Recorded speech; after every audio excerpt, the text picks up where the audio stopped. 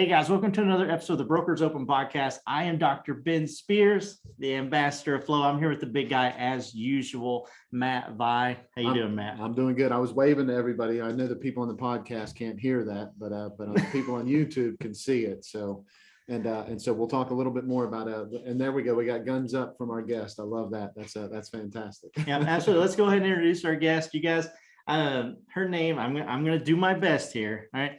Her name is Kate Bjargvide. Is that close? That was the best pronunciation I've ever heard an American do before. I'm not even joking. Yeah, I practice, right? He's not an American. He's from Kentucky. Yeah, I'm from Kentucky, so I'm from the mountains. It's totally a whole different area, but it's an amazing area. I love it. So, and Mrs. Ben's mom, I wasn't making fun of Kentucky. Okay, I promise. She's an avid listener, Katie. So we always have to make sure if we say something about Kentucky that we apologize, because we don't want Mrs. Ben's mom being upset. Hey, Mrs. Ben's mom, she's from the mountains too, and she don't really care about your opinion. So here we go. So Katie is a YouTuber, video editor, and guys, if you watch her content, which you'll have, all the links are in the description below of how to get engaged with her. We'll talk about that later. You can tell that she is just herself and no one else. And that's what we're going to talk about today. Is specifically, being authentic, sharing who you are, and being comfortable in your own skin, because that's the only way, as she says, that's the only way that you can connect with your people. Right. So how are you doing? I'm doing good. I'm also from a mountainous area. I'm from Utah originally, and I live in Sweden, a little island called Gotland. It's not little, like you can't drive around it in an hour little. It's a 3-hour top to bottom island. Right. So it's gigantic. Yeah. So it's a whole 3 hours. Right. A whole 3 hours. Right. Yeah, that's really cool. I personally have never even heard of Gotland until I kind of engaged with your content and talked to you. But gosh, I can't even imagine. My hometown had 6,000 people, right? So I can imagine like small town. How many people live on the island? Oh, I don't know, maybe like 40,000 or less. But during the summer months, the population, non-COVID times, quadruples with tourists from all over the world. It's basically paradise over here. We've got gorgeous beaches, not that much sand before you get to the water, Viking history, 90 medieval churches. It's pretty darn amazing over here. No more than 2 lanes of traffic. Like it's small. Right. So we always love to dig into the backstory of the people, as well as the backstory of how they got into business and everything. So from Utah to Sweden, how'd you end up leaving Utah and ending up in Sweden? How'd that happen? Tell us a little bit about that. Well, I was an actor. Okay. I was with a theater company called Covenant Players, and we performed in churches and schools and prisons and old folks' homes, preschools. I think I already said that one. And I spent 2 years traveling in the US, and then I came to Europe on my 21st birthday. Oh, wow. Traveled around all over German-speaking, French-speaking countries, went to South Africa for a little while, got pregnant with twins. I got married in there before that. Got pregnant with twins in South Africa. We came to Sweden to have them and finished our time with the theater company by the time the kids were like 1.5 years. And I needed something that I could just sink my teeth into. I have a very active brain. I get obsessed. I don't just do things half-butted. I do things 120%, and my life was this theater company work. So once I was done being a milk cow for the kids, I needed something, and I'd always wanted to do YouTube, but it just didn't work out. Like in 2008, I bought a camcorder that was like mini DVD discs. That's how old it was. Yep. And I couldn't get the footage from the camcorder to the computer to edit it. And that was heartbreaking for me. And it had been like wiggling around in my brain, like maybe I could do YouTube. And I just fell in love with it. And through doing YouTube and just pouring hours, joyfully pouring hours into learning editing, I eventually had a friend say, hey, can you edit a project for me? It's a gift for my editor. So she, she couldn't ask him to edit a video for himself. Right. So she's like, you're really good at editing. Can you do this for me? And I was like, oh, yeah. Whoa, I'm going to get paid to do this. And I had a really good time. It was a graduation present. Like, I got hundreds of clips from his parents and friends and family Oh, cool. to edit together into this special message for him to music of all the people telling him they loved him and were proud of him. And then another friend of my channel was like, I want you to edit for me. And I started editing for her, and I was like, and then COVID happened, and it was really boring at work. We were scrubbing the walls. Yeah. There was nothing to do. And I was like, look, just call me when you have something for me to do. I'm just going to stay home. And in that time, I just really started pouring myself more and more into building the business, actually making it an official business, because I was like, oh yeah, I'm actually making money. I have to do all this tax stuff. Right. So actually getting it registered, doing all the Swedish hoops. And then that lady, okay, so the lady, Monique, she was like, I want you to work for me. What do you need to do this? And my computer was the cord was messed up. And I was like, well, I need a computer. And she sent me the money for a computer and said she wanted half of it to be a gift and for me to work off the other half. Wow, that's awesome. Yeah, that's a cool story. Like, Yeah, she's a pet photographer, right? I think she's a pet. yeah, she's a pet photography. I haven't really been that open with that story because, of course, people would probably be careful with that. Like, oh, where's my computer? Yeah. But she's so special to my life. Like, I've bounced so many ideas off of her as being a fellow small business owner, and Right. she's like mentored me through things, and she just did. That just means she just means the world to me. And it was so cool that her and her husband decided to start a second channel of their photography adventures in Colorado. And they're just in it for the fun of it. They're just making these memories. The very first video that I edited for her was footage of their wedding in Colorado. Apparently 2 people can get married without anybody else. No witness or officiant or anything. So it was this beautiful, intimate little ceremony, the 2 of them in their backyard with their dog. Yeah. And I got to edit that as one of the first so things I cool. ever got paid to edit. Yeah. Having those friendships and those business relationships, and especially being able to combine those, it's like so powerful. Yeah. And when people show up on the Facebook group saying, hey, I need an editor, she points them to me and she doesn't expect anything in return. And I've gotten a few other clients that way, one long-term one and lots of one-offs. Right. Yeah. That's so cool. That referrals, that so much of that business, Absolutely. especially in real estate is super important.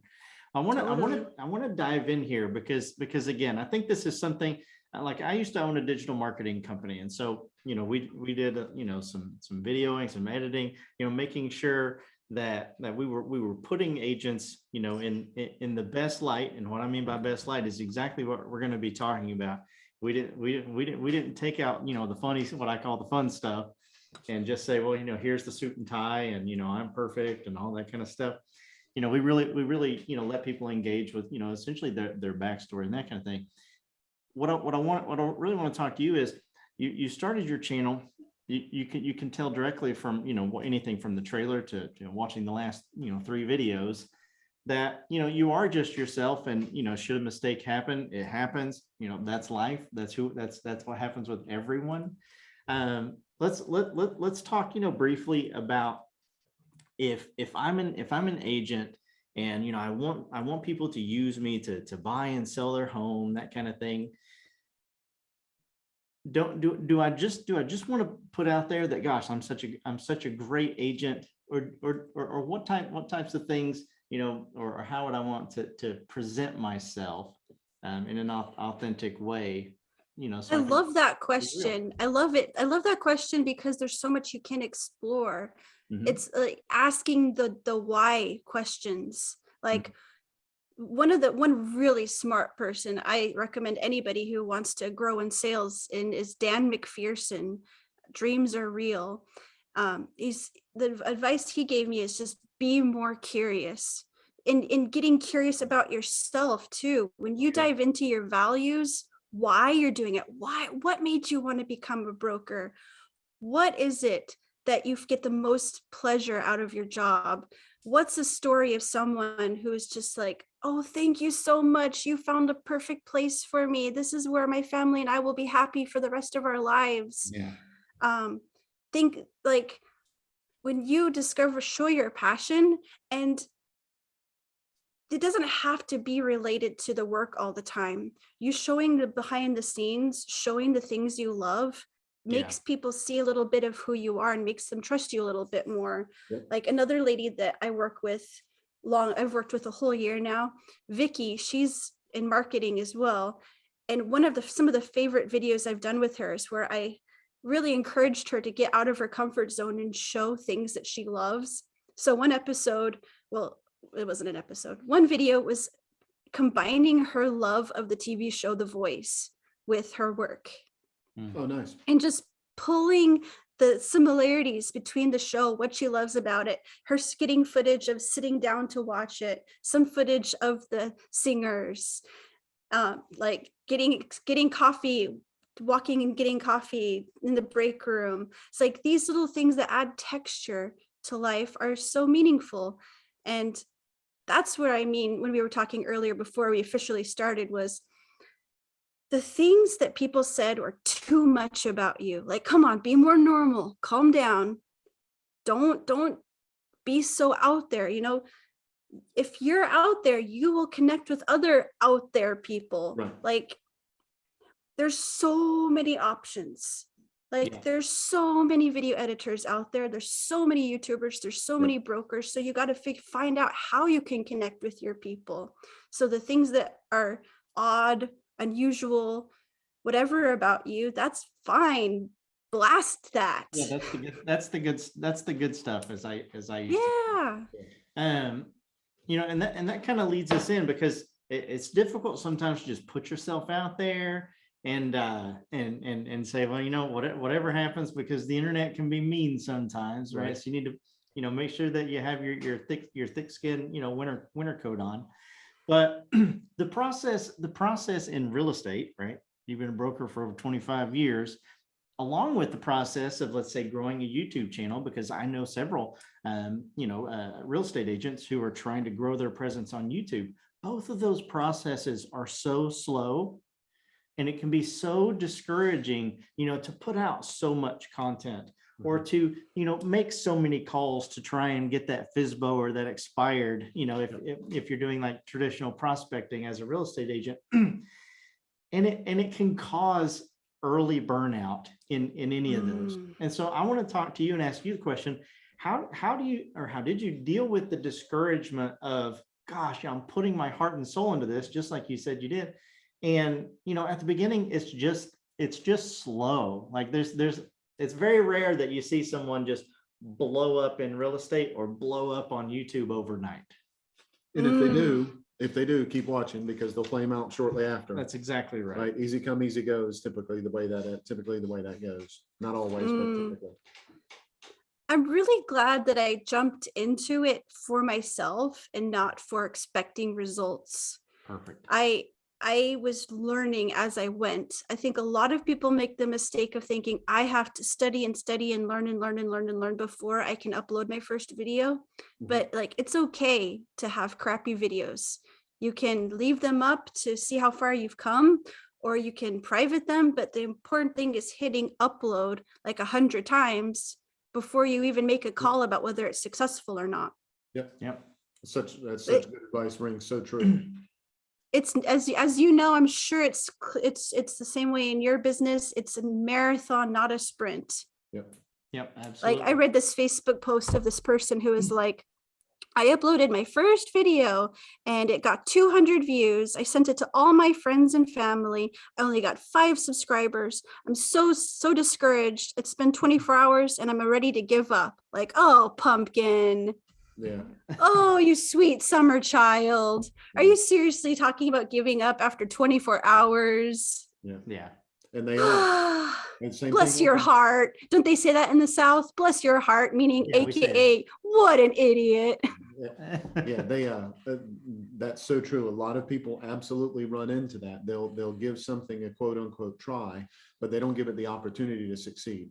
They try it instead of understanding the timeline that it takes to accomplish something. Instead of looking into that, they'll look at the results someone else had and expect that as soon as they try something that they're going to get those results. Right. I'm using the same marketing tool they're using. I'm using the same farming tool. I'm buying leads from the same place, or I'm whatever. And they automatically think that that is the equivalent of them getting the results. And what they don't realize is there's a process through that. And you know, whenever you look at real estate, and then whenever you look at social media, and whenever you look at you know, YouTube and vlogging and all those things, both of them take so much of you being you, and you being consistent, and you putting in something in it to make it different than everyone else. And what a lot of people try to do is they say, I'm going to use this marketing and I'm going to do it just like they did, and I'm going to get the same exact results.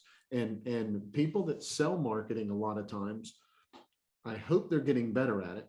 But I know back in the day that they basically, that's what they sold to you. Hey, look, I know this person. If you do this, then you're going to get these results. And the truth is, it almost never happened like that. You had It's to a make scam. it yours. It is absolutely. You have to, and it's so much like more you transparent these days. and you take the most famous broker, they did something completely original, and then 500 people just got the same haircut, did the same catchphrases, used the same words. They're like, why doesn't it work? Right. Yeah. No, you're Yeah. exactly right. And YouTube, oh, sorry, go ahead. No, you're good. People are looking for shortcuts. You know, they're watching so many of these videos, 10 quick tips to blow up, and they think, oh, a shout out. If Mr. Beast gave me a shout out or whatever, then I would just jump up. Like, no, it doesn't work that way. You have to actually have the quality content to make people stick around beyond getting viewed. Absolutely. Yep, you're exactly right. And whenever people have those discouraging moments, right? And you talk about this a lot. You know, I'm looking here down at my show notes, and after this, we'll get to, you know, kind of how people can connect with you. But it's you have the discouragement. It causes that toxic thinking, and you have to start realizing you need to get through that. And then also be okay with not being perfect. Yeah, that discouragement is real, but the good thing is, it's like pain. It continue when something's hurting. Oh, my hand's on the stove, I should move it. I'm discouraged. Why? What am I doing wrong? Where am I thinking wrong? If my thinking is, oh, this video is not going to get any views anyway, what's the point? Blah. And just going through the motions, your actions follow your thinking. And just really keeping focused on, when you're putting yourself out there, what are people actually looking for? Like I made some really terrible titles and really terrible thumbnails in the early days, probably sometimes still now. You can't, you got to look at YouTube as, what problem do people have? What are they searching for? Like, if you're a broker, you probably need to put the city that you're working in somewhere in your title or description. Otherwise, what do I care about a video house in Alaska? You know, Right. You got to target who you're going for and think, where are they? How do I reach them? So that's such a great point. I'm going to go back to the stove thing that you just said, because I want to make sure that the audience heard this. Okay. Okay. If you want something to eat and you want it to be a nice, warm, comfort meal, and it cooked the way it's supposed to be cooked, you got to keep going back to the stove. And what happens is, a lot of people go and get burned at the stove, and they act like they're never going to have a hot meal again. They're not willing to go back and lean into what they need to in order to learn the other things, but keep that lesson. The lesson is don't touch that part of the stove. The lesson isn't you don't get a hot meal anymore. So whenever you're doing things on YouTube, you have to understand when you screw something up, when you make bad titles and all that kind of stuff. I can't even imagine how terrible the things I would put out there if it wasn't for Dr. Ben. I can't imagine how bad it would be, because I just put it out there and I would move on, and I don't think that I would learn from it. Everything that we do, he's learning from it. So what he's doing is he's learning to not touch that part of the stove again, but we're still getting to eat that wonderful warm meal because we're taking the lesson from the stove.